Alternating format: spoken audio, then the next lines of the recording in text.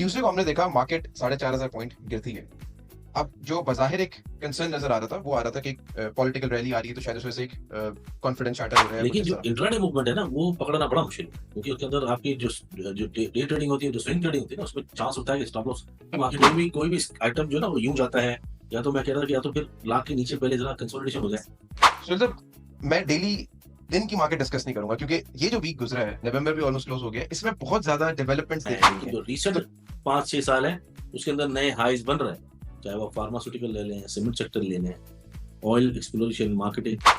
और मैं आपको पिछले हफ्तों में भी कह रहा था कि फार्मा में अभी भी जगह है। लेकिन उसमें रिस्क का चांस कम हो इतनी तेज मार्केट में, और प्रॉफिट के चांस ज्यादा हो डिपेंडिंग ऑन द टेक्निकल्स, क्योंकि वो तो रिफ्लेक्ट कर रहे होंगे उसकी मजबूती को। देखो जो भी सेक्टर चला रही है, जैसे निशात पेल है, अभी मार्केट से बहुत पीछे रह गया। साउदर्न का 4.5 रुपए का क्वार्टर आया है, 4.5 रुपए का क्वार्टर। इसका मतलब मल्टीप्लाई अगर आप करो तो 9-18 रुपए की अर्निंग होती है, फ्री मिल रहा है इसमें। मारी पेट्रोलियम हमेशा लॉन्ग टर्म के लिए हमेशा अच्छा है, शॉर्ट टर्म की ट्रेडिंग में आपको तंग कर सकता है। आपने टेक्नोलॉजी की बात की तो मेरे ज़हन में एक सवाल आया है। टेक्नोलॉजी कंपनी की ग्रोथ एक तो हमने कोविड में देखी थी, बड़ी रैपिड ग्रोथ थी क्योंकि डिमांड बहुत ज्यादा थी। जिस तरह बिजनेस सिमेट्री कर रही है उसमें तो जगह नजर आती है। सिमेट्री सेंटिमेंट बादशाह होता है सब चीज का। अगर जिस किसी चीज पे भरोसा हो जाए ना लोग, एक दो ट्रस्ट हो जाए, चाहे वो कोई स्टार हो, कोई चैनल हो, कोई भी चीज हो, पब्लिक उठाती है तो आसमान। इस वक्त जो है निशात मिल के अंदर एक ये जो कैंडल बनी है, तो बड़े अरसे बाद बनी, इसने तमाम चीजों को ब्रेक किया है। स्टॉकिफाई की टीम आ रही है Lahore. Stockify wealth summit, man money और मार्केट, जो हो रहा है 14 दिसंबर हफ्ते के दिन 2 बजे से 5 बजे तक। रजिस्ट्रेशन के लिए हमें 0336444088 पे व्हाट्सएप करें। अस्सलाम वालेकुम। एक और नए एपिसोड के साथ तेजी मंदी शो के हाजिर हैं। मेरे साथ ज्वाइन कर रहे हैं सोहेल फारूक साहब। शो शुरू करने से पहले मैं आप लोगों को एक चीज़ बताता चलूं कि इस शो में आपको मैं सोहेल साहब से इंडेक्स के बारे में भी सवाल करूंगा, कंपनीज के बारे में भी सवाल करूंगा, हम कुछ न्यूज़ पे भी नजर डालेंगे।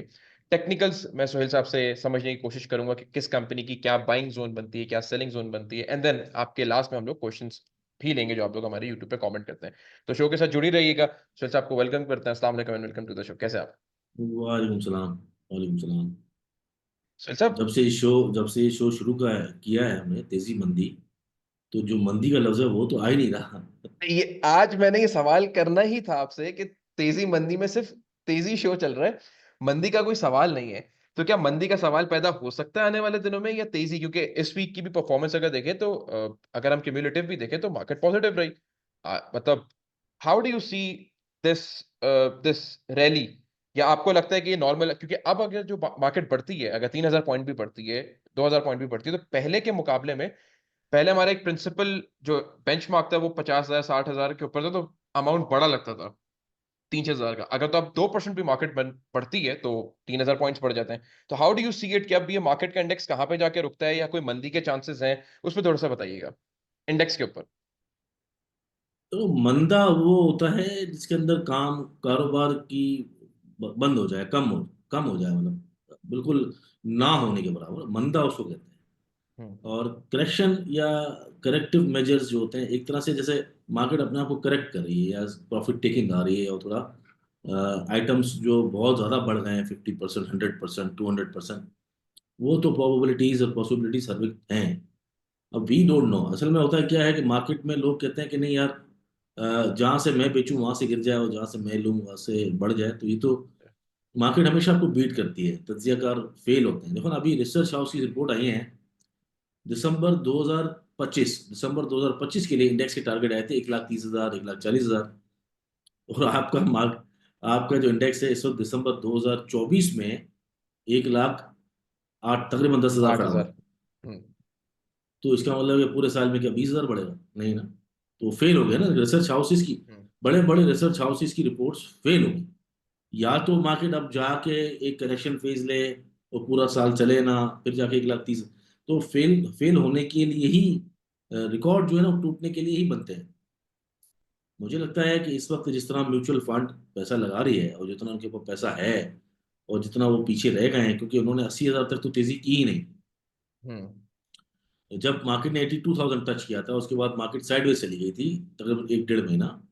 और उस दौरान जब खबरें आने लगी कि भाई अब जो कट ऑफ यील्ड खत्म हो रही है, कट ऑफ यील्ड कम हो रही है, कट ऑफ पीआईबीज की और टी बिल्स की, उस वक्त जाके इन्होंने पैसा लगाना शुरू किया म्यूचुअल फंड ने भरपूर। अब आपको रोज डेली बेसिस पे जब हम रिकॉर्ड कर रहे हैं उस पूरे हफ्ते में इंडिविजुअल्स की सेलिंग नजर आ रही है, फॉरेनर की सेलिंग नजर आ रही है, इंश्योरेंस की सेलिंग नजर आ रही है। तो म्यूचुअल फंड की जो पाएंगे 10-10 15 मिलियन डॉलर है हर रोज। और ये वही पैसा है इनडायरेक्टली इंडिविजुअल्स का ही है, आवाम को पैसा ही म्यूचुअल फंड में होता है। सुनील साहब, आपने जो बात की है कि mutual fund is a heavy buyer, और हमने ये फिप्पी लिपि के डेटा में देखा भी है, रिफ्लेक्ट किया गया है। पैसा भली वो इंडिविजुअल्स का है, लेकिन अगर हम रिटेलर्स के डेटा को देखें और वो अगर नेट सेलर भी हैं, तो how do you see that? ये कॉन्फिडेंस की अलामत तो नहीं है कि आपका अगर इंडिविजुअल बाय नहीं कर रहा, आपका सिर्फ इंस्टीट्यूशन बायर है और आपका रिटेलर बायर नहीं है, तो ये कैसे आप कॉन्फिडेंस की अलामत है? ये तो ऐसा लगता है कि बाइंग करवाई जा रही है या बताया जा रहा है, या म्यूचुअल फंड को आप क्यों अट्रैक्टिव लग रहा है, व्हाई नॉट बिफोर दिस? इस पे जरा नजर डालिएगा। म्यूचुअल फंड तो देखो ना, म्यूचुअल फंड तो एक एक एक इंडस्ट्री है ना, उसको तो अपने जो यूनिट होल्डर्स हैं उनको तो नफा देना है ना। तो वो तो अपने हिसाब से काम करेंगे ना, वो तो पैसा घुमाएंगे ना। पहले उनका पैसा टी बिल्स में था, फिक्स में था, कभी शायद उनका पैसा आ, दूसरी जगहों में सबसे ज्यादा देखो, उनको चाहिए होता रिटर्न। हम्म, जितना रिटर्न उनको मिलता है उतना रिटर्न वो आगे खर्चा वर्चा निकाल के पास ऑन कर देते हैं। यही है ना म्यूचुअल फंड, यही है एग्जैक्टली। बिल्कुल ऐसे ही है। बिल्कुल और ऐसे ही है। म्यूचुअल फंड में आपको जब टी बिल्स के अंदर और इतना 20-20% मिल रहा था, तो वो तो जो बहुत सारे लोग होते हैं ना, वो रिस्की वॉलेटाइल मार्केट के अंदर पैसा लगाते नहीं है। आप दुनिया भर में म्यूचुअल फंड की इंडस्ट्री जो है वो बहुत बड़ी है, क्योंकि लोगों का पैसा बढ़ता ही है at the end of the year, वो कम नहीं मतलब होता। यहाँ पे मैं आपको इंटरप्ट करके एक सवाल डालना चाहूंगा कि आपने कहा कि लोग रिस्की मार्केट में पैसा उतना लगाते नहीं है, नोइंग कि हमारी मार्केट का ग्लोबली इतना रिटर्न है, बेस्ट परफॉर्मिंग मार्केट रही, फिर भी लोग नहीं लगाते इतना जो प्रोजेक्ट किया जा रहा है मार्केट के रिटर्न्स, कंपनीज के रिटर्न, तो फिर क्यों लोग नहीं लगाते? फिर क्या खौफ है? फिर किस चीज का कॉन्फिडेंस मिसिंग है? तो रिस्क है ना यार। तो देखो रिस्क तो sir. Element hmm. Of risk है ना, मैं आपको बता तो रहा हूँ कि जैसे देखो, म्यूचुअल फंड इंडस्ट्री है ना, उसके अंदर आपको पता होता है कि भाई इसमें मुझे पैसा बचना ही बचना है। और ठीक उससे है। भी ज्यादा होता है बैंक्स में आप पैसा रखाते हो, या फिर आप मतलब सेफ हेवेंस जिसको कहा जाता है ना। बिल्कुल। अब स्टॉक मार्केट में भी हमारे सेफ हेवेंस हैं, डिविडेंड वाले स्टॉक हैं, लेकिन लोगों को अवेयरनेस नहीं है। वो यही समझते हैं कि यार ये मार्केट जो है वो गिरती है, बढ़ती है, गिरती है, मैनिपुलेटेड है। उसकी वजह भी है ना। आपने हिस्टोरिकल अगर आप डेटा देखें पीएसएक्स का, तो ऐसे हजारों केसेस, हजारों मैनिपुलेशन हो, लिस्टिंग्स के सिलसिले में जब आईपीओज आए हों उसके बाद कंपनीज का हशर देख लें आप। हमारे सामने अभी भी एग्जांपल्स है, रोशन पैकेजेस हों या फिर अल शहीद कॉरपोरेशन, ऐसी कई मिसालें। और फिर जो जिस तरह गबन होता है, ये क्लाउड में जो हुआ अभी चकवाल स्पिनिंग में, या ऐसी बहुत से रोजाना मसले आते हैं। कंपनी डिफॉल्टर सेगमेंट में डाल दी गई, तो अभी भी ट्रैक रिकॉर्ड तो इतना इतना ज्यादा क्लीन स्लेट तो नहीं है मजबूत नहीं है। पीएसएक्स। हाँ, क्लीन स्लेट तो नहीं है पीएसएक्स की। जो कहा जाता है कि जो मार्केटिंग स्ट्रेटेजी है वो भी पीएसएक्स की अच्छी नहीं, मैं नहीं कहता ये, ना मुझे कहना चाहिए, लेकिन कहा जाता है कि पीएसएक्स की तरफ से या जो ब्रोकरेज हाउसेस है उनकी तरफ से मार्केटिंग इतनी स्ट्रांग नहीं है जितनी मार्केटिंग होनी चाहिए। अवेयरनेस प्रोग्राम्स उतने नहीं है, या सेमिनार्स नहीं है, वेबिनार्स नहीं है, और इवन शायद ग्रिप भी नहीं है कंपनीज पे और रेगुलेटरी अथॉरिटीज जो हैं। जिस तरह यहाँ मैनिपुलेशन हो जाती है, जिस तरह कंपनीज फ्रॉड कर जाती हैं।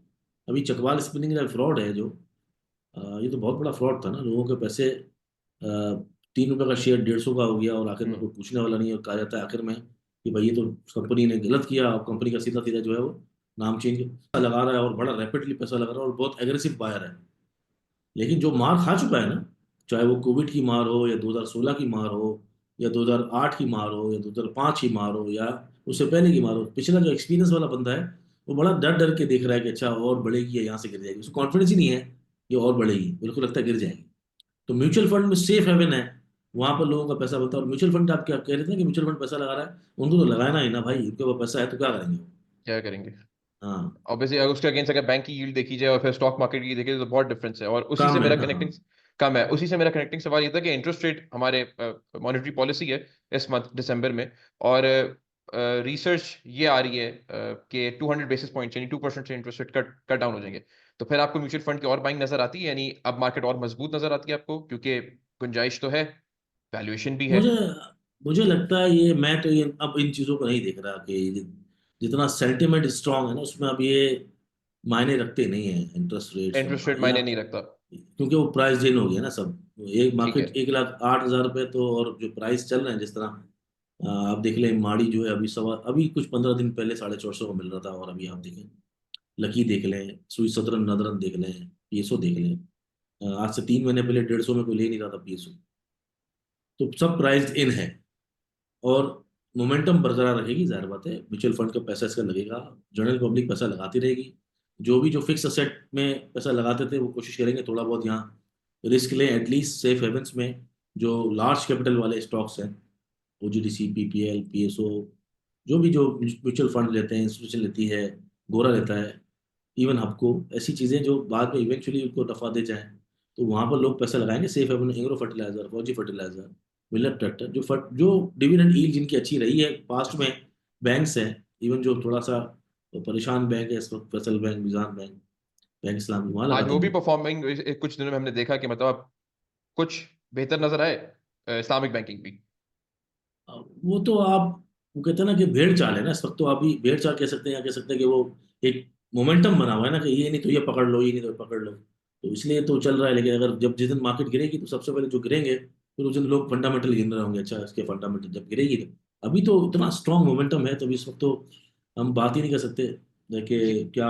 अभी तो मैं जहाँ आप कह रहे थे ना कि इंटरेस्ट रेट में, इस वक्त जो मैं देख रहा हूँ कि इंडिविजुअल इस वक्त सेलिंग कर रहा है, हम्म। कर रहा है, ऊपर बेचता भी है, दूसरे दिन फिर चढ़ता है, फिर एंटर होता है, फिर निकलता है, और पुराने नफे बुक भी कर रहा है, चाहे 50 रुपये पर हो, 25 पर हो। और जब तक वो डरता रहेगा कमाता रहेगा। जिस दिन बहुत कॉन्फिडेंस हो गया उसको, और वो ऑल इन हो गया इंडिविजुअल, या मोहतात नहीं रहा, उस दिन ही मार्केट गिरेगी। जैसे सोहेल साहब आपने बोला कि जब मार्केट गिरेगी तो लोग फंडामेंटल्स देखने लग जाएंगे, अभी कोई फंडामेंटल नहीं देख रहा है, ज्यादातर लोग तो टेक्निकल मूव पे देख रहे होते हैं कि मार्केट का स्ट्रक्चर क्या बन रहा है। मैं आपसे समझने की कोशिश करूंगा, आपकी टेक्निकल पे ग्रिप भी, आप टेक्निकल कॉल्स भी दे रहे होते हैं।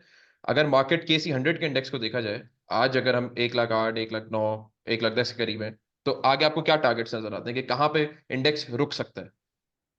नहीं नहीं, फंडामेंटल तो बहुत जरूरी है। मैं इस वक्त जो कह रहा हूँ ना, कि मैं ये कह रहा हूँ कि देखो कंपनीज, इस पूरे बिजनेस का एक फंडामेंटल है। हम्म। कंपनी लिस्ट हुई है, कंपनी पूरा बिजनेस करती है, उस बिजनेस की बुनियाद पे ही आप उसकी प्राइस की वैल्यू लगाते हो ना। सही है। Price to big book value जो है, जैसे आपका price to book value, price to earning ratio, ये तो फैक्ट है ना। हम्म। और फंडामेंटल्स तो इंटेक्ट होते ही हैं। तो बायर जो है ना, वो जब जब मार्केट के अंदर मोमेंटम होता है ना, सेंटिमेंट होता है ना, तब वो फंडामेंटल पे प्राइस डिस्कवरी होती है, और वो टेक्निकल पे रिफ्लेक्ट होता है। मतलब तीन सही चीजों है। का संगम है एक।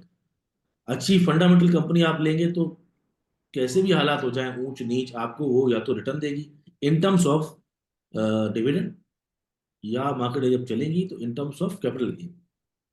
लेस फंडामेंटल स्टॉक्स जो रिस्की होते हैं, ठीक है। तो इसलिए फंडामेंटल तो इंटेक्ट रहते हैं। हाँ, अब उसकी वैल्यूएशन वो जब ही चलेगा जब मार्केट के अंदर डिमांड क्रिएट होगी।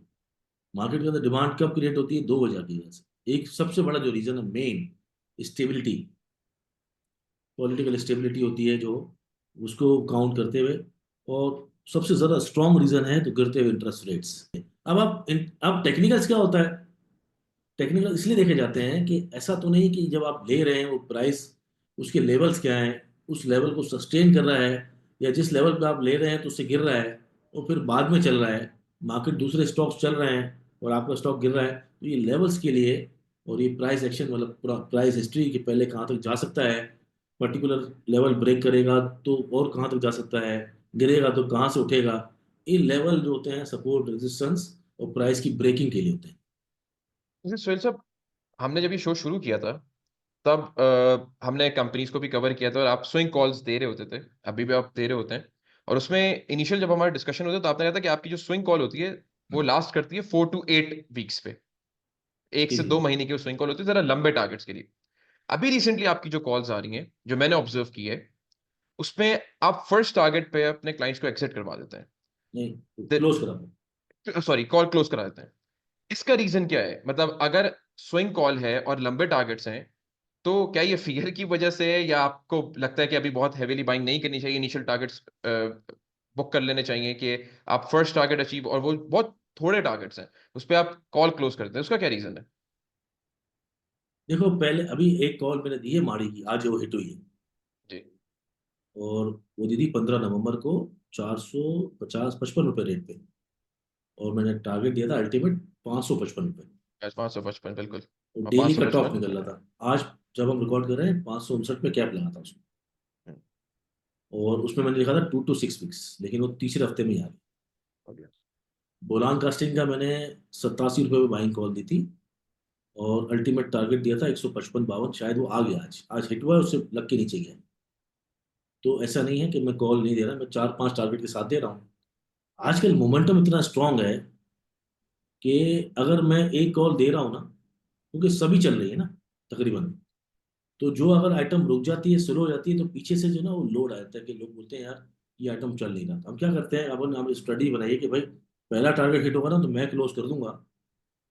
जो उन्होंने लिया हुआ है उसको या तो पहले टारगेट पे 30% बेच के, बाकी को वो ट्रेलिंग स्टॉप लॉस के साथ होल्ड कर सकते हैं। ठीक जैसे है। कि नेटसोल में और एयर लिंक में हुआ, आई एन आई एयर में लिंक में हुआ, था, शेल आपने दी थी, पाक इलेक्ट्रॉन आपने दी थी, जो कॉल क्लोज आई हुई एन थी, एल हुआ, बिल्कुल। यूनिटी हुआ, हम्म। जितने भी हुआ मैंने फर्स्ट पे क्लोज। मैंने कहा मैं कॉल क्लोज कर रहा हूँ, मैं इसको फॉलो नहीं करता। आप अपने हिसाब से 30% बेच दें, और बाकी को ट्रेलिंग स्टॉप के साथ कंटे। वो सब ऊपर चले गए, वो सब दूसरे तीसरे हम्म। टारगेट पे चले गए, चाहे वो हम्म। एयरलिंक हो, चाहे वो आई एन आई हो, चाहे वो मुगल हो, चाहे जितने भी हैं। और मैं कहना कहा ना, बीसीएल तो सिर्फ 7-8 दिनों में ही 100 का 150 रुपये हो गया। मतलब आप देखें कि इतनी स्पीड से स्टॉक बढ़ रहे हैं, लेकिन हर चीज़ का रूल होता है। मार्केट जब नीचे आएगी तो आपने स्टॉप लॉस के रूल को भी फॉलो करना है। जब स्लिप्स के हायर लोस टूटेंगे, हायर हाई हायर लो और हायर लो टूट गया अगर, तो वहाँ तो आपने बेचना है ना, तो निकलना है इसको इससे, क्योंकि अगर मार्केट अगर साइडवेज में गई तो वो आपको भूसा निकाल देगी। 2 महीने तक आपके रेट नहीं आएंगे। तो अभी तो मोमेंटम स्ट्रॉन्ग है, करते रहें, बेचते रहें, ऊपर लें ऊपर ही बेचें, चढ़ के लें चढ़ के बेचें, चढ़ के लें चढ़ के बेचें, मसला नहीं है। लेकिन जिस दिन नीचे आए उस दिन स्टॉप लॉस लगा के निकलना भी। तो सुनील साहब, अगर इतनी तेज मार्केट में सभी चल रहे हैं तो लोग किस में काम करें? क्योंकि इसमें तो फंडामेंटल भी चल रहे हैं, थोड़े लेस फंडामेंटल भी चल रहे हैं। हम एक जगह पे देखते हैं कि जो पॉइंट्स कंट्रीब्यूशन होता है वो एंग्रो का होता है, एफएफसी का होता है, एफएफएल का होता है। लेकिन उसके अगेंस्ट अगर हम वॉल्यूम लीडर्स देखते हैं तो वो के इलेक्ट्रिक होता है, डब्ल्यूटीएल होता है। तो बड़ा तेजाज सा है। तो लोग किस में काम करें फिर, अगर सभी चल रहा है नहीं तो? नहीं नहीं नहीं नहीं, आज मेरे सामने, मैं तो KMI ऑल में देख रहा हूँ, SSGC का 8 करोड़ का वॉल्यूम है, SSGC का, सिनर्जी जिसकी हमने का आठ लास्ट करोड़ का। एपिसोड में बात की थी। और हाँ, 42 रुपये की बात की थी, और वो होने वाला है बिल्कुल। तकरीबन। बिल्कुल। अच्छा, सिनर्जी, ये भी शायद मैंने किसी प्रोग्राम में आपसे बात करी थी, अब वो उसको या दिन वाले प्रोग्राम में पता। और FFL, फौजी फूड, कितने अरसे से मैं लोगों को कह रहा हूँ, वीडियो में मौजूद है। उस 5 करोड़ का वॉल्यूम है। ये पाकिस्तान रिफाइनरी, ये पाकिस्तान रिफाइनरी तो हमने पिछले हफ्ते की बात की थी, और मैंने डे के प्रोग्राम में बोला भी था कि शायद पिछले जुम्मे के, कि यही सबसे पीछे रह गया है। और वो 34 रुपये पे आज कैप है जब रिकॉर्डिंग कर रहे हैं। 4.5 करोड़ का वॉल्यूम है। इसी तरह हब पावर में वॉल्यूम माशाल्लाह, लोगों के रेट वापस आ गए, जो उन्हें रिलक्टेंट थे, बेचा नहीं, 124-25 तक आ गया है।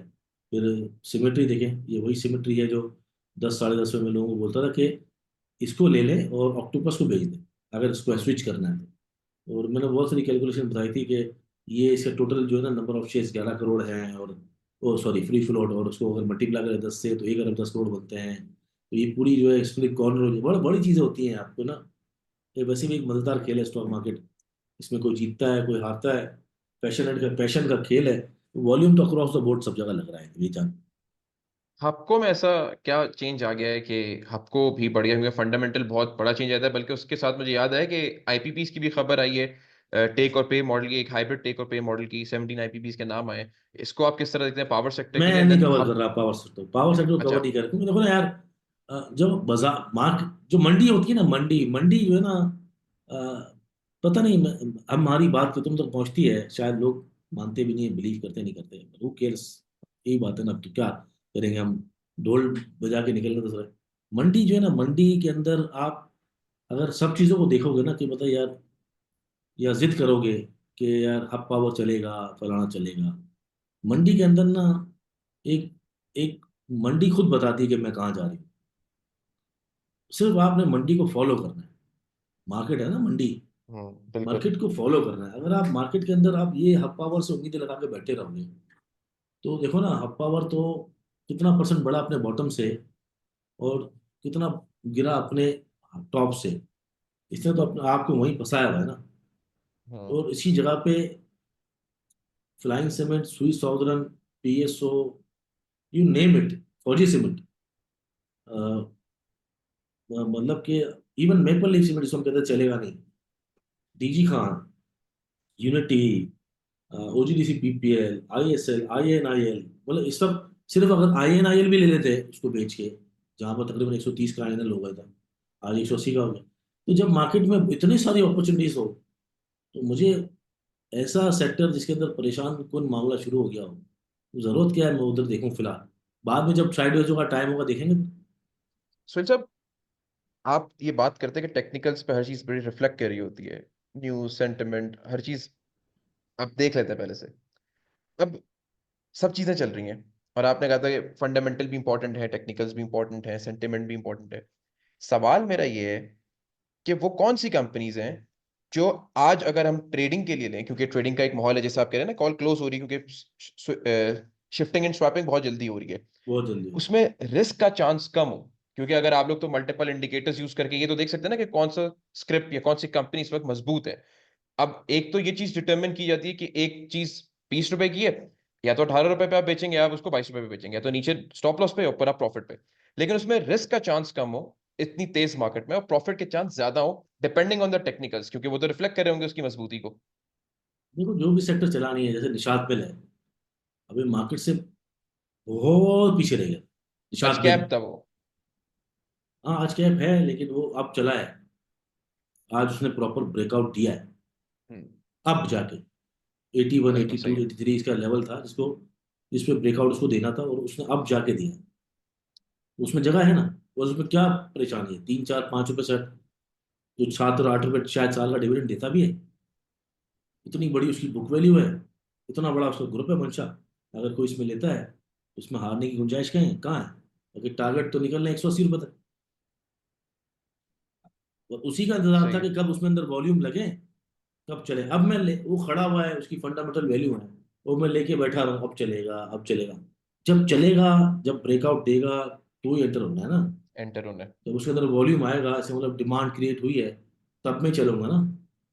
अगर आपको 8 रुपए में भले स्विच साधन अच्छा लगा रहा हूँ, आज भी उसके अंदर 8 करोड़ का वॉल्यूम है, तो चल रहा है ना भाई, आप एंट्री करोगे ना। जब टेक्निकल्स आपको बताते हैं कि स्टॉक फंडामेंटली अच्छा है, बुरा हो, मैटर नहीं करता, अब उसके अंदर डिमांड आई है, वॉल्यूम्स, उसके अंदर जो हजम है ना, कारोबारी हजम, वो बताता है। अगर आप कुछ भी नहीं देखते ना टेक्निकल्स को भी, आप किसी आइटम को देखकर स्क्रीन पे उसके वॉल्यूम देखते हैं ना, टॉप 10, और उसके अंदर सुबह पहले 5 मिनट के अंदर से अनयूजुअल किस्म की वॉल्यूम है ना अगर, तो आप उस आइटम को पकड़ के उसमें काम कर लो। फिर वॉल्यूम्स आप किसको कहते हैं? मतलब आपको लगे यार टॉप 10 के अंदर ये आइटम आया है, ये रोजाना की बुनियाद पे, दुनिया डेली बेसिस पे ये इतने वॉल्यूम नहीं नहीं है आता। यहाँ पे, क्योंकि पिछले पिछले पिछले 2 महीने से, 3 महीने से एसएसजी के वॉल्यूम आ रहे हैं रोजाना, हम्म। एसएसजीसी के। पिछले कई दिनों से हम जब देख रहे हैं, तो आपको कोई भी आइटम ऐसा मिलेगा टॉप 10 में जिसके अंदर वॉल्यूम लग रहे हैं, चाहे वो कोसम हो, चाहे वो लॉटकेन हो, चाहे वो पीआरएल हो, चाहे वो सिनर्जी हो, पहला दिन आपको बताता है कि इसके अंदर वॉल्यूम आया है। अब अगर आप थोड़ा लेट भी हो गए, तो पहले दिन के बाद जगह है, अभी भी आप उसमें एंट्री कर सकते हैं। दूसरे, तीसरे, चौथे दिन में शायद आप लेट हो जाओ। पीआरएल का वॉल्यूम जो था 25, 25.5, 26 पे, 27 पे वॉल्यूम आया था, ठीक था, और वहां पर उसके बाद में कोई सेलिंग आई है, किसी खबर की पता नहीं कैंसिलेशन की वजह से, लेकिन वो वॉल्यूम आ चुके थे, वो बता रहा था कि कोई ना कोई कहानी पीछे है। वॉल्यूम हमेशा रिफ्लेक्ट करते हैं कहानियों को, स्टोरीज को, फंडामेंटल्स को, बिल्कुल कि ठीक हाँ है। यार, इसके अंदर कोई ना कोई कहानी, बहुत बड़ा वॉल्यूम है, अनयूजुअल वॉल्यूम है। एक आम स्क्रिप्ट का वॉल्यूम अगर बहुत अच्छी तेजी में भी 3 करोड़ है, और उस आइटम का वॉल्यूम 6 करोड़ लग रहा है, तो मतलब there is something in their it. Something. हाँ, तो ये वॉल्यूम बहुत जरूरी है। मैंने कहा ना, जैसे निषाद मिल है। निशात मिल्स, अब बिल्कुल। आपने पूछा कि लेस रिस्की स्टॉक्स, जो जिसके अंदर हम हमेशा इन्वेस्टेड रह सकते हैं, लोगों को डर लगे कि यार मार्केट बहुत बढ़ गई है, आप प्राइस को देखें, प्राइस मल्टीपल को देखें, ये यहाँ से डबल हो जाएंगे। आप यकीन माने, जो एग्रेशन है ना मार्केट का, वो हमेशा बीट करता है प्राइस को। चीज़ों के टॉप लग रहे हैं, पाकिस्तान एल्यूमिनियम, सर्विस ग्लोबल, ये अच्छे स्टॉक है, नस्ली। Pakistan aluminium, service global, Nishad mills. आगे चलते हैं, फौजी फूड पे इन्वेस्ट करते हैं, ठीक है, पाकिस्तान रिफाइनरी के अंदर। आप यकीन माने ये सस्ता मिल रहा है, और आपको ये दिमाग में बना लेना कि अच्छी कंपनियां मैं अगर आज ले रहा हूँ, और मार्केट खुदा ना खास्ता अगर कुछ हो गया, तो मैं आधा पैसा रखता हूँ, मार्केट गिरेगी अगर और बहुत मुझे आधे रेट में मिलेंगे तो मैं दोबारा इन्वेस्ट कर दूंगा। आप दो जगह दिमाग बांट लो ना, और अच्छी कंपनी में इन्वेस्ट कर दो आज, क्या पता वो गिरे नहीं और डबल हो जाए यहाँ से। तो फिर तो आप तो पीछे रह जाओगे, तो कम से कम 25% तो इन्वेस्ट कर दो। क्योंकि मार्केट इसमें बढ़ रही है रिस्क मैं भी कम और मानता हूँ। जगह बहुत है, डिपेंडिंग उनकी अच्छी इस कंपनी है, वक्त अच्छी कंपनीज। अच्छी कंपनी पाकिस्तान रिफाइनरीज में अच्छी कंपनी है, क्योंकि पीएसओ की सब्सिडी भी है और हमेशा इन न्यूज रहती है। फौजी फूड अच्छे ग्रुप की कंपनी है, ठीक है। फौजी बिल्कुल। सीमेंट अच्छे ग्रुप की कंपनी है। सुई साउदर्न का 4.5 रुपए का क्वार्टर आया है, 4.5 रुपए का क्वार्टर। इसका मतलब मल्टीप्लाई अगर आप करो तो 9 9 18 रुपए की अर्निंग होती है, फ्री मिल रहा है हम्म। सुई साउदर्न। तो बोलेंगे 8 रुपए का था, डजंट मैटर 8 रुपए का था, ठीक है। इसके बाद हम अभी भी आगे चलते अट्रैक्टिव हैं। है, क्योंकि अभी भी अट्रैक्टिव जगह है, है इसमें, अट्रैक्टिव है। लॉन्ग टर्म के लिए हमको लेके डाल दें, 2 3 साल के लिए लेना है तो। अगर 2 3 साल के लेना है, अगर आपको डर लगता है तो आप पावर, अगर 2 3 साल के लिए लेना है तो, और एक्यूमुलेट करें, अगर नीचे आएगा तो और लूंगा, ठीक है। सिमेट्री थोड़ा सा नीचे आए, इसमें ध्यान रखें 12.5 12 तक आए, या अगर कभी प्रेशर में आपको मिले, नजर रखें ऐसे आइटम पे कि यार अभी थोड़ा बढ़ गई है 40%, थोड़ा नीचे आते तो मैं लेता हूँ, ठीक है। तो इसके बाद आगे चलते हैं हम। सुई नॉर्दर्न गैस पाइपलाइन, इसकी भी कम से कम पूरे साल की कुछ नहीं 30 रुपये अर्निंग आएगी, ऑन एन एवरेज बता रहा हूँ। पूरे हम्म। साल की अर्निंग्स 7.5 रुपये का क्वार्टर में एक्सपेक्ट कर रहा हूँ। जो भी इसका जो अभी आखिरी आएगा ना, जो लास्ट आएगा, 7.5 रुपये का क्वार्टर, मतलब 30 रुपये, मे बी प्रोबेबली 8 रुपये का क्वार्टर आता है। तो 5.5 तो लगातार इसका क्वार्टर आता रहा है। और अब तो इंटरेस्ट रेट कम हो गया तो उसका बेनिफिशियल लगे, सो इन फ्री मिल रहा है। इसके बाद स्टील में चले जाएं तो ISL और INIL और मुगल, इसमें कोई प्रॉब्लम तो नहीं है। फार्मास्यूटिकल बहुत अट्रैक्टिव है, सिटी फार्मा हम पहले भी बात कर रहे थे, 52 रुपये का हाई बनाकर आया है दोबारा। सर्ल पाकिस्तान थोड़ा ट्रेडिंग के लिए है, लेकिन मैं समझता हूँ कि इसके अंदर जो चीज़ें अब आ रही है ना, क्योंकि एक प्राइस के अंदर इसका जो वॉल्यूम है ये भी बता रहा है कि कुछ ना कुछ वजह जगह बनती है। तो अभी इसके अंदर थोड़ा सा हम ये कह सकते हैं रिस्क हो सकता है, लेकिन छोटी इन्वेस्टमेंट कर सकते हैं, क्योंकि फार्मास्यूटिकल का जो फ्यूचर है वो आपको भी पता है। तो एयर लिंक कम्युनिकेशन 125 पे लटक रहा था अभी कुछ दिनों से, 125 30 पे, 175 पे 76 पे है। एवंसियन बड़ा ही नहीं है, अच्छी कंपनी है। हम्म। वो 2030 के विजन के साथ उधर भी जो मीनो शेयर, क्या है, कौन सा शेयर है सऊदी, और उनके कॉन्ट्रैक्ट भी रहते हैं सऊदीया से ज्यादा। बिल्कुल। एवंसियन, फिर इसके अलावा नेटसोल बायबैक करने के मूड में, आज 158 करने 58 का हाई मारा उसने। और मैं ये कह भी रहा था आपको कि पहले 1 2 हफ्ते पहले कि टेक्नोलॉजी में एयर लिंक और सिस्टम्स लिमिटेड अच्छे स्टॉक्स हैं, और छोटे में जो अप ट्रेंड है वो टेली और सिमेट्री है। ये हमने पहले प्रोग्राम में डिस्कस भी किया था। हम्म। और आप नेटसोल कुछ ऑन बुक पेपर मेथड भी, तो नेटसोल है। फिर इसके आगे जाते हैं Faisal bank, image Pakistan, Pakistan state oil अभी भी जगह है, गरीबवाल सीमेंट, माड़ी पेट्रोलियम हमेशा लॉन्ग टर्म के लिए हमेशा अच्छा है। शॉर्ट टर्म की ट्रेडिंग में आपको तंग कर सकता है, लेकिन वो थोड़ा शॉर्ट टर्म में भी बढ़िया। अच्छा, फौजी फर्टिलाइजर बिन कासिम, क्योंकि इवेंचुअली उसने FFC बन जाना है। हम्म। बहुत है, आप यू नेम इट यार, बहुत है भाई। सुहेल साहब, आपने टेक्नोलॉजी की बात की तो मेरे ज़हन में एक सवाल आया है। टेक्नोलॉजी कंपनी की ग्रोथ एक तो हमने कोविड में देखी थी, बड़ी रैपिड ग्रोथ थी क्योंकि डिमांड बहुत ज्यादा थी। अभी आज का करंट सिनेरियो जो रिफ्लेक्ट करता है पाकिस्तान के अंदर, इंटरनेट इश्यूज की वजह से, पेमेंट मर्चेंट्स की वजह से, बहुत सारे प्रॉब्लम्स हैं। इवन टेक्नोलॉजी कंपनीज को ये प्रॉब्लम्स होती हैं जो पाकिस्तान में VPN ब्लॉक हुए हैं, वाइट लिस्टिंग है, लॉट ऑफ थिंग्स। तो क्या ये डैमेजिंग है टेक्नोलॉजी कंपनीज के लिए? है तो कितना डैमेजिंग है? क्या इनकी अर्निंग्स भी इससे हिट हो सकती हैं? क्योंकि लोग ये समझते हैं ना कि अगर कोई फ्रीलांसर है या कोई small medium enterprise company run कर रहा है और वो इंटरनेट से मुतासर हो रहा है, तो क्या ये बड़ी लार्ज स्केल कंपनीज जो होती हैं ये भी उतनी ही इफेक्ट होती हैं जो ऑर्गेनाइजेशनल लेवल पर चल रही होती हैं? देखो यार, बिजनेस मॉडल देखना पड़ता है, कौन क्या कर रहा है। जिस तरह बिजनेस सिमेट्री कर रही है उसमें तो जगह नजर आती है मुझे, सिमेट्री। ठीक है। लेकिन जो मुझे अच्छे स्टॉक्स नजर आते हैं अभी, मुझे लगता है सिस्टम्स लिमिटेड अभी भी गुंजाइश है उसके अंदर। सिस्टम जैसा क्या सिमेट्री, करता है जिसमें आपको जगह नजर आती है? सिस्टम जैसा मुझे क्या इसे कमाल लगता है कर कि रहा है हमेशा जिसमें उसमें जगह है? हमेशा हमेशा ना वो इन्वेस्टर्स की जो नज़र में रहता है ना, जो स्टॉक्स, उसको देखना चाहिए। सिस्टम्स पहले दिन से ही गोरे की नज़र में है, और हमेशा उनकी नज़र में रहता है। सही है। नेटसोल कभी मुझे लगता है कि होल्डिंग नहीं रही।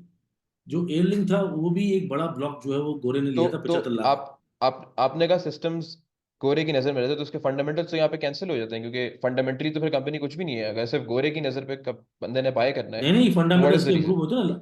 लास्ट जो रिजल्ट आए हैं उसके अंदर तो उसने अपने कॉस्टिंग भी उसकी कम हुई है, और बहुत अच्छा रिजल्ट है ठीक लास्ट है। का। उसी ठीक पे है। जो उसका जो रिव्यू लोगों ने दिया है, मैं तो खैर हमारी इस पोजीशन में नहीं कि हम आजकल रिपोर्टें पढ़ें, अगर आप उसको लास्ट पढ़िएगा ना तो आपको सही है। लगेगा कि उसके अंदर हाँ बेहतर, उसके बाद ही चला है। सही है। लास्ट जो कॉर्पोरेट ब्रीफिंग आई थी उसके बाद ही चला है उसके। उसके बाद चला और है। जो जहाँ फंसा हुआ था ना ये, मुझे अच्छी तरह याद है कि एक कंट्रोवर्सी हुई थी सिस्टम में, अदरवाइज सिस्टम बहुत अच्छा परफॉर्म कर रहा था। एयरलिंक को, एयरलिंक 134 पे गोरे ने खरीदा, 75 लाख हम्म। शेयर, डायरेक्टर से डायरेक्ट ब्लॉक आया। उस वक्त लोगों ने बिल्कुल। समझा डायरेक्टर ने बेचा, डायरेक्टर ने बेचा। हालांकि हमने कहा भी था कि गोरा ले रहा है। तो जब कोई कंपनी, अब आपकी दो कंपनी ऐसी हैं जो गोरे की नजर में है, एयरलिंक और सिस्टम्स। सिस्टम्स। तीसरी कंपनी सिमेट्री है, जिसका जो बिजनेस मॉडल मुझे नजर आ रहा है, और एक चीज नजर आ रही है कि फ्रॉम द डे वन इसने लोगों को पैसा दिया है। मतलब 4-5 रुपए पर आया है, जब आया उसके हम्म। बाद से 4 से आज 14 रुपए है। तो हम्म। एक इमेज बिल्ड हो जाता है इसका। बाकी अगर किसी कंपनी का देखेंगे आप, नेटसो 11 से और ऑक्टोपस का इमेज खराब हो गया ना in terms of retail traders. तो रिटेल ट्रेडर के लिए एक ही आइटम रहेगी इस वक्त, सिमेट्री। जब भी नीचे आएगा सही है। हर वक्त उसमें बायर खड़े होंगे। लेकिन अगर आपका एवेंसियन, ऑक्टोपस, टेली ये नीचे आएंगे तो बायर नहीं खड़े होंगे। एक मोहब्बत भी होती है, माड़ी से क्यों कॉन्फिडेंस, मोहब्बत है? बिल्कुल। माड़ी से क्यों मोहब्बत है लोगों को? धोखा नहीं देता, चलता है हमेशा। और रिसर्च हाउस की रिपोर्ट क्या कहती थी? 400। बिल्कुल। मैं हमेशा कहता था कि हमेशा एक गुडविल फैक्टर आइटम में जरूर रखना चाहिए। हमेशा वो बीट करता है, हमेशा सेंटिमेंट्स बीट करते हैं। मार्डी के सेंटिमेंट्स ने रिसर्च हाउस की रिपोर्ट्स को फ्लॉप कर दिया। मार्केट के सेंटिमेंट में, पब्लिक के सेंटिमेंट्स ने रिसर्च हाउस की इंडेक्स की पोजीशन को फेल कर दिया। सेंटिमेंट बादशाह होता है सब चीज का। अगर जिस भी चीज पे भरोसा हो जाए ना लोग, एक दो ट्रस्ट हो जाए, चाहे वो कोई स्टार हो, कोई चैनल हो, कोई भी चीज हो, पब्लिक उठाती है तो आसमान पे, जब पब्लिक फेंकती है ना तो सल्ला बचाए।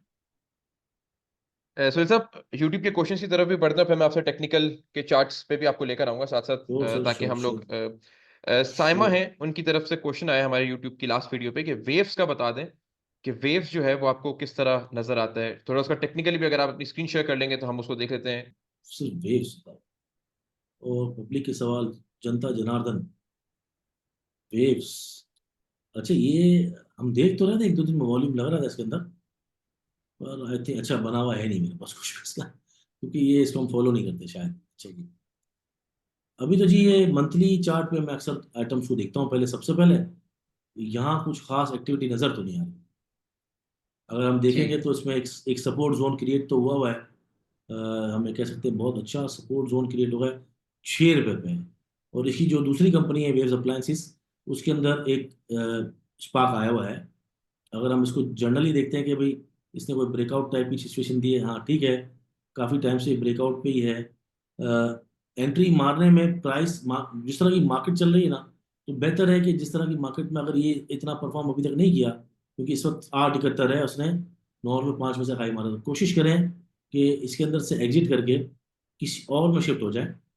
अगर आपने रखना है तो फिर होल्ड करें, एज सच कोई प्रॉब्लम नहीं है। फेस वैल्यू जो पार वैल्यू होती है उसके करीब करीब स्टॉक है। मेरा इसमें इतना अभी ना इंटरेस्ट है, ना इसको मैं इतना देख रहा हूँ। अलबत्ता मुझे लगता है कि इसकी जो बेस्ट प्राइस हो सकती है बाइंग की, वो हो सकती है 7 रुपये 75 पैसे। ठीक है। नेक्स्ट क्वेश्चन है, अनीस साहब ने सवाल पूछा है कि बैंक ऑफ पंजाब का आइडिया दें, कि होल्ड करें या सेल करें। उन्होंने कोई रेंज तो नहीं लिखी। मैं अपने व्यूअर से भी कहूंगा कि अगर आप कोई सवाल पूछे तो कोशिश करें कि आप उसको कंप्लीटली पूछें, ताकि मुझे भी पूछने में आसानी हो कि आपने उसको किस रेंज में लिया हुआ है, या आपका क्या उसके फ्यूचर प्लान को लेके क्या आप सोचते क्या है, कि आपने ट्रेडिंग करनी है या कोई आपने इन्वेस्टमेंट की है बैंक ऑफ पंजाब में। बट ये सवाल है कि इसको होल्ड करें या सेल करें, तो अभी उसकी क्या रेंज बनती है वो थोड़ा सा बता दें देखो बैंक ऑफ पंजाब। मैं तो नॉन शरिया में करता ही नहीं बिल्कुल भी। और ठीक है। बैंक ऑफ पंजाब के अंदर अगर वॉल्यूम लग रहा है, जो नज़र आ रहा है, तो होल्ड कर सकते हैं। और आप जिस रेट पे आज क्लोज हुआ हो उसके थोड़ा नीचे स्टॉप लॉस लगा के होल्ड करते रहे। तो ठीक है, जुनेद साहब की तरफ से सवाल है कि साजगार का और गैल के फंडामेंटल्स पे जरा नजर डाल दें कि आप इनके फंडामेंटल्स को किस तरह देखते हैं। देखो ऑटो इंडस्ट्री में ना अभी फिलहाल जो नॉन टैक्स फाइलर की जो परचेज का मसला है ना, उसकी वजह से थोड़ा मामला थोड़ा सा ऑटो सेक्टर पर रुका हुआ है। इसीलिए ऑटो सेक्टर परफॉर्म नहीं कर रहा। लेकिन जब हम रिकॉर्डिंग कर रहे हैं उससे एक दो दिन पहले से थोड़ा बहुत स्पार्क नजर आया है। लेकिन शायद ये परफॉर्म इसलिए नहीं कर रहा कि पहले एक रैली ऑटो की चल चुकी है, साजगार की चली, जे चेन्नई, जे अब बैटरीज भी चली थी। अब जरा टायर्स से मामला बिल्कुल। शुरू हुआ है। पैंथर टायर, जनरल टायर और मिलेट ट्रैक्टर जो स्टॉक पीछे रह गए थे, वो चले तो हैं। तो इवेंचुअली चलना है। फंडामेंटल एज सच कोई बुरे नहीं है। पाकिस्तानी इकोनॉमी जो है अभी दोबारा खुलना शुरू हुई है, काम शुरू हुआ है। और ये जो कार फाइनेंसिंग है वो भी अपने नंबर्स उधर बढ़ेंगे, क्योंकि लैंडिंग बैंकों ने बहुत करनी है, इंटरेस्ट नीचे है। इवेंचुअली मुझे लगता है यहाँ से 30-35% का पोटेंशियल है पूरे साल में, अगर इन्वेस्ट करते हैं तो। ऑटो तीस ऑटो पैंतीस सेक्टर परसेंट में का। ओवरऑल, तीस या आप पैंतीस सासगर गैल की बात कर रहे हैं? नहीं नहीं, पूरे ऑटो सेक्टर में तीस ऑटो से सेक्टर पैंतीस में। फीसद का अपसाइड नजर आता है अभी भी, अगर पूरे साल के लिए अगर एक जहन बनाए तो। ज्यादा भी हो सकता है, लेकिन मिनिमम 30 to 35% रखना चाहिए। ठीक है सुनील सर, बाकी तो सवाल हमारे काफी लोगों ने प्यार दिखाया था वीडियो पे। अब मैं आपको लेकर चलूंगा कि कुछ टेक्निकल्स जो आपने निकाले हुए हैं हमारी ऑडियंस के लिए, व्यूअर के लिए, वो जरा आप अगर शेयर कर दें, उनकी क्या रेंज बनती है और क्या टारगेट प्राइसेस बनते हैं। अगेन मेरा सवाल यही होगा कि उसमें ज्यादा चांस अपसाइड का हो, क्योंकि लोग भी ये सुनना चाहते हैं और कोशिश करते हैं कि वो जिस रेंज को आप बताएं वहां से वो बढ़े ही। उनकी भी यही कोशिश होगी, तो मैं आपको वहां पर लेकर चलना चाहूंगा। देखो, निशात मिल हम काफी अरसे से देख रहे थे। इस वक्त जो है निशात मिल के अंदर एक ये जो कैंडल बनी है, ये बड़े अरसे बाद बनी है। इसने तमाम चीज़ों को ब्रेक किया है। अगर ये इसी मोमेंटम में जाती तो पहला टारगेट इसका 102 रुपये है। सुनो। और उसके बाद अगर ये इससे निकलेगी तो इवेंचुअली फिर हम इस लेवल को टच कर सकते हैं, 112 को। 112 के लेवल को टच कर सकते हैं। स्क्रिप्ट के अंदर कोई प्रॉब्लम नहीं है, फंडामेंटल बहुत स्ट्रांग है, ग्रुप बड़ा स्ट्रांग है। और इवेंचुअली अगर आप अल्टीमेट लॉन्ग टर्म के लिए चाहें तो ये 135-40 पे आराम से जा सकता है। एक बड़ा पोटेंशियल है इस स्टॉक में। लेकिन फिलहाल इसका जो स्टॉक नजर आ रहा है मुझे, पहला वो 102, 103, 104 पे पहला स्टॉप है। और फिर अगर ये निकलता है तो 112, ये अच्छा स्टॉक नजर आ रहा है मुझे। इसके अंदर प्रॉब्लम इंशाल्लाह कोई नहीं है। जो इंडेक्स को अगर हम डिस्कस करते हैं, अगर ये इंडेक्स कहा जा रहा है, तो देखिए इंडेक्स में तो सारी सीमाएं, सारी सरहदें सारी आर के अंदर। बाधाएं, सारे बॉर्डर्स अनस्टॉपेबल है। वो था ना, no no looking shot, Saim Ayub का, वो चल रहा है। ये 15 मिनट का स्ट्रक्चर है जिसके अंदर ये जब जिस मार्केट गिरी थी बीच में अभी, वहां से अगर स्ट्रक्चर को हम फॉलो करते हैं तो ये कंटिन्यूसली हायर हाइस हायर लोस की फॉर्मेशन जो बन रही है, ये बड़ी प्यारी बन रही है। और बड़ी अभी तक ये बड़ी कहना था, बड़ी प्यारी, बड़ी प्रोमिनेंट नजर आ रही है। बड़ी जबरदस्त नजर आ रही है। और आज जब हम रिकॉर्डिंग कर रहे हैं तो इसने ऑलमोस्ट अपने टॉप के करीब हाई बनाया है। तो ये हो सकता है कि यहाँ पर कहीं जाके 1,09,000 के करीब जाके 9,500 के करीब, फिर साइडवेज थोड़ा सा है और वापस इस चैनल के बॉटम को ही बनाए। अब ये जो लेवल है ना पूरे 1,07,000 से ऊपर ऊपर, क्योंकि फिर तो इसका ये 6,500 का जो हायर लो है वो टूट जाएगा ना, तो उस 6,500 से ऊपर ऊपर कहीं ना कहीं अपने आप को साइडवेज ला सकता है, ताकि इसके जो इंडिकेटर्स हों थोड़े ठंडे हों। तो जो इंडेक्स में भी हमारी नजर लास्ट रखनी टाइम भी चाहिए। बात हुई थी कि इसको साइडवेज में थोड़ा जाना जरूरी होगा। हर रोज हो जाती है, हर 2 दिन बाद, 1 दिन बाद जाती है, साइडवेज जाती है, फिर ऊपर जाती है, फिर साइड हो जाती है, फिर ऊपर जाती है, फिर साइड हो जाती है, फिर ऊपर जाती है। नीचे तो आने का सवाल ही नहीं है ना इसके अंदर। और इसी तरह मुझे लगता है कल जब जुम्मा होगा उसमें भी 1,09,000, 9,500, 10,000 जो भी जाएगी, तो भी इस चैनल के अंदर वापस जरूर आएगी। चाहे यहाँ पर आए 1,09,000 रुपये आए, चाहे 1,07,000 रुपये आए, 1,06,000 से 1,07,000 के करीब करीब भी आएगी तो प्रॉब्लम नहीं होगी आने वाले ठीक दिनों है। में। और वहां से फिर मार्केट ऊपर जा सकती है। तो मार्केट अपने आप को अपनी डायनामिक्स से बहुत बुलिश है। और लोग जो है काम कर सकते हैं। जैसे मैंने कहा कि जितने आइटम्स मैंने गिनवाए हैं उसके अंदर नजर रखने की जरूरत है। मार्केट का टारगेट इस वक्त कोई नहीं है। मार्केट जो है वो 1,20,000 भी जा सकती है, 1,16,000 भी जा सकती है। और हु नोस कि कल मार्केट का आखिरी दिन है। इसलिए स्टॉप लॉस के बगैर काम ना करिएगा। कोई भी आदमी काम करे इस वक्त, ये बात जरूर याद रखनी है कि 40,000 इंडेक्स पे 1.5 साल पहले ये मुल्क डिफॉल्ट हो रहा था।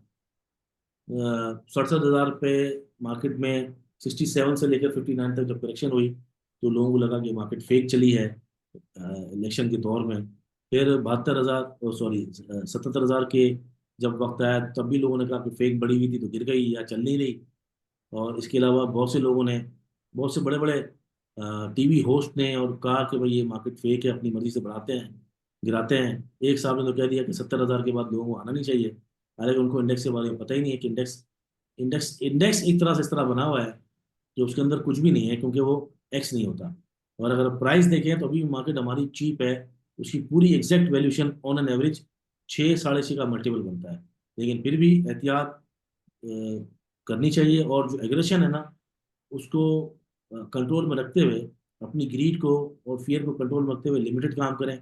एक वक्त में 3 या 4 से स्टॉक्स ज़्यादा ना हो। और ये मत भूलिएगा कि अगर मार्केट जब गिरती है तो 30-30 दिन का नफा हो या 3 महीने का नफा हो, 3 दिन में ले जाती है। तो इसलिए बड़ा कॉशियस लोग खेलें। मार्केट में पॉजिटिव रहना चाहिए, अच्छी स्क्रिप्ट चुननी चाहिए, विजन इस तरह बनाना चाहिए कि अगर मार्केट कभी गिरती है, करेक्शन लेती है, तो वहां और इन्वेस्ट किया जाए और डरे बगैर। ये सुहेल साहब, शो खत्म करने से पहले ना आपने जैसे निशात मिल्स की बात की, तो इसी तरह आप दो तीन कंपनीज को और जरा हाईलाइट अगर कर देंगे टेक्निकली, तो बड़ी हेल्प हो जाएगी हमारे व्यूअर्स की। एक तो मैं आपने देखता निशात हूँ मिल्स क्या के टारगेट्स। क्या लोग आइंदा पूछा करेंगे तो मजा आएगा, क्योंकि एससीजीसी की बात हमने कर ली थी। मैं समझता हूँ सुई नॉर्दर्न, अब मैंने बताया था आपको उस दिन, बिल्कुल। कुछ पहले भी बताया था, तो मैं समझता हूँ कि सुई नॉर्दर्न जो है उसके अंदर भी एक पोटेंशियल नजर आ रहा है। ये इस एरिया से निकला है, अपने 87, 88, और अब जिस एरिया पे ये खड़ा हुआ है, ये भी एक ब्रेकआउट सॉर्ट ऑफ एरिया है। तो मुझे लगता है ये 105, 107 की तरफ जा सकता है, और अभी इस वक्त है 95 जब हम बात कर रहे हैं। तो अगर ये सब भी तोड़ता है तो ये बहुत बड़ी एक रैली जो है ना, असल में 115 के बाद 116 तक रेंग रेंग के जरूर चलेगा, लेकिन जब 116 हो पहुंच जाएगा किसी तरह, उसके बाद ये कंट्रोल में नहीं आएगा, और फिर ये 180 तक की परवाज हो सकती है, जो डॉक्टर साहब ने भी अपने प्रोग्राम में कवर किया था। कुछ करता हूँ कि मैं जो इसका डबल अ, टॉप भी बन सकता है, if I am not wrong. फिलहाल तो देखें मार्केट के अंदर जो भी सिचुएशन है ना, वो इस तरह की है कि डबल टॉप की जो चीजें बन रही हैं वो डबल टॉप को तोड़ भी रही हैं।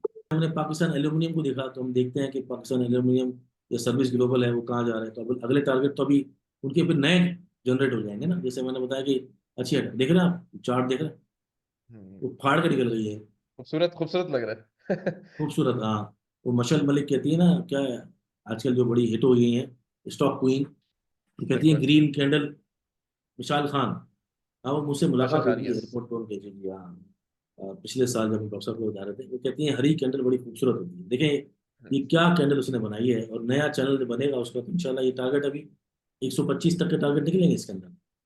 तो इसलिए इस वक्त हाई पे हाई नए बन रहे हैं, जैसे मैंने कहा ना, रिकॉर्ड टूटने के लिए होता है। इमेज पाकिस्तान है, ये थोड़ा पीछे रह गया है जिस तरह की इसकी परफॉर्मेंस होनी चाहिए थी। ये जो एरिया है 18-19, अगर ये क्रॉस करता है तो इंशाल्लाह ये फिर आपको बहुत तगड़े हाई दिखाएगा। यही एक एरिया है जो उसको ब्रेकआउट एरिया है, 18, 18.5 का। और अगर ये क्रॉस करता है तो मुझे लगता है ये 30 रुपये तक के लिए टारगेट के लिए ओपन हो जाएगा, अगर इसके अंदर बैठा जाए तो। अगर आप कोई भी जो इन्वेस्ट करने वाले लोग हैं ना, उनके अंदर हौसला हो कि भाई हाँ, अगर हम पे बैठना है, हिम्मत है, तो कंपनी अच्छी है, फंडामेंटल ठीक है।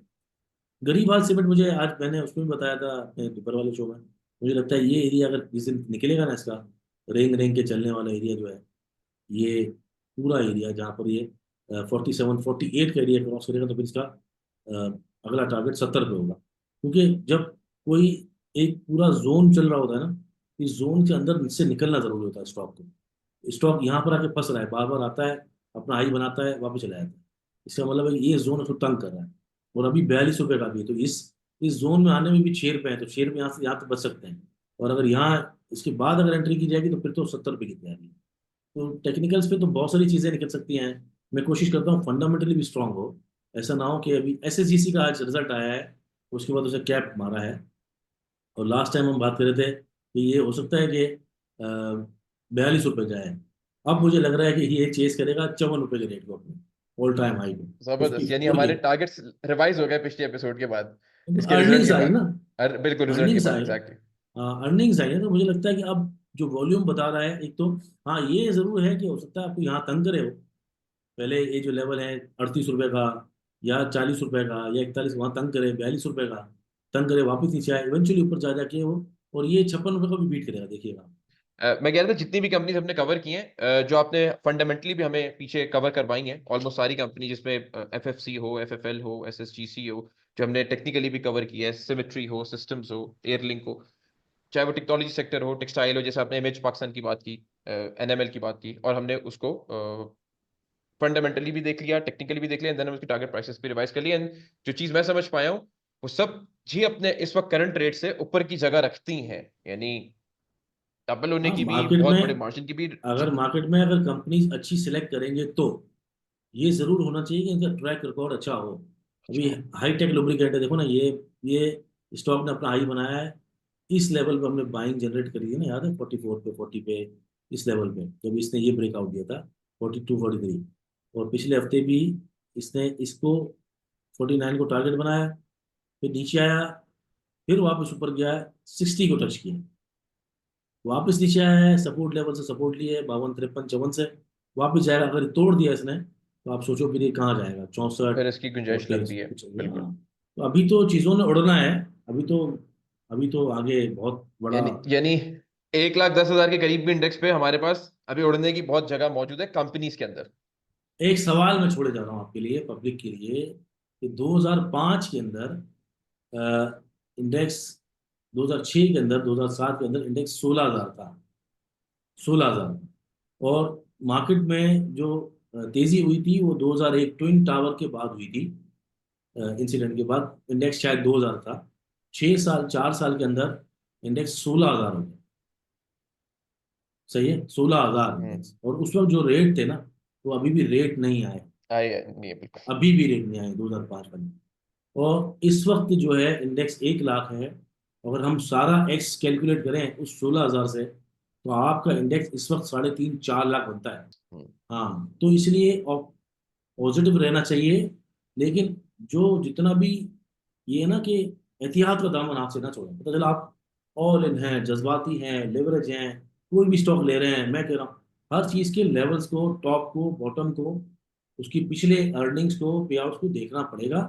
और एक घोड़े के अंदर आपको बेट लगाना पड़ेगा। आपने तेज घोड़ा, स्ट्रॉन्ग घोड़े पर आपने लगाना पड़ेगा बेट, ना कि आप गधों पे लगाएं। अच्छा, बिल्कुल ठीक है। मैं अपनी ऑडियंस को एक चीज बताता चलूं शो क्लोज करने से पहले कि आपके कमेंट्स मैं पढ़ता हूं, मैं खुद पढ़ रहा होता हूं और मैं सब देख रहा होता हूं। आपके प्यार भी बहुत हमें अच्छा लगता है, अच्छे कमेंट्स पढ़ना। लेकिन उससे ज्यादा हमें अच्छा ये लगेगा कि आप इस शो को देखेंगे तो अपने सवाल डालेंगे। अगर जैसे हमने कंपनीज बताई हैं तो आपका उस पर कोई सवाल हो सकता है, निशात में इस पर आपका कोई सवाल हो सकता है, फंडामेंटल हो सकता है, टेक्निकल हो सकता है। वो सवाल आप जब आप पूछेंगे तो मैं वो शो में लूंगा ताकि उस पर आपकी ज्यादा ग्रिप बने। आपके पास एक फ्री लर्निंग का प्लेटफॉर्म है और मैं चाहता हूँ कि तमाम पाकिस्तानियों के लिए या ओवरसीज पाकिस्तानियों के लिए ये लर्निंग का प्लेटफॉर्म ग्रो करे, ताकि आप लोग समझ सकें अगर हम कोई कंपनी बता रहे हैं तो उसकी पीछे साइंस क्या है, टेक्निकली साइंस क्या है, फंडामेंटल साइंस क्या है, और वो आपको असिस्ट करेगा। और ये फ्री इंफॉर्मेशन, फ्री नॉलेज है और मैं चाहता हूँ आप सब इसमें शिरकत करें, कमेंट्स करें। थैंक यू सोहेल साहब, बहुत बहुत शुक्रिया आपका वक्त निकालने के लिए, मेरे साथ बैठने के लिए। ये एपिसोड आप लोग इंशाल्लाह देखेंगे, सैटरडे 9 बजे आपके पास ये आ जाएगा। हर वीकली आपको ये मिलता रहेगा। जुड़े रहिएगा शो के साथ और अपने सवाल डालिएगा। पसंद आए तो कमेंट कीजिएगा, शेयर कीजिएगा। तब तक के लिए मुफीज अजीज साइनिंग आउट। अल्लाह हाफिज।